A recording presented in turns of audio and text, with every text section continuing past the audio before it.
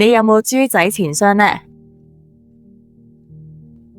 如果東主喺自己嘅豬仔錢箱攞啲錢擺入去公司個錢箱度，呢個過程就係注資。而家公司咪多咗啲錢嚟做生意，例如入貨、請人、租辦公室，錢搵錢。試諗下東主注資會點樣影響個會計等式？顯然 assets 嗰邊 cash 就會增加，而資金係來自東主，所以會增加 capital。因此要 debit cash account credit capital account。但係如果東主想攞返公司嘅錢嚟自己用，譬如買首飾俾太太，呢啲錢就唔係用嚟做生意，而係屬於私人用途。因此東主攞走公司嘅嘢嚟自己用，就叫做提用 drawings。Drawings account 就係用嚟專門記錄東主提用。可能你會問，咁點解唔直接喺 capital account 扣減呢？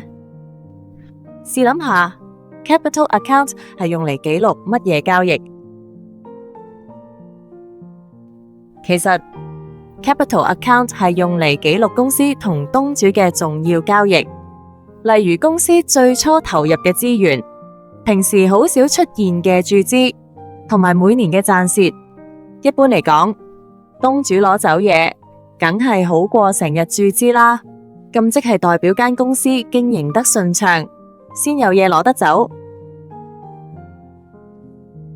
因此順理成章 ，drawings 喺一年入面發生得好頻密。如果我哋將所有提用嘅交易直接 debit capital account， 就會經常出現好多繁瑣嘅記錄，令到賬戶變得好亂。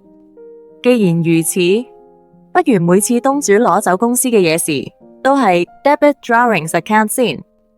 到咗年尾或者指定時間，我哋將 drawings 嘅 total 過賬去 capital account， 咁樣 capital account 就可以保持清晰，只記錄最重要嘅交易內容。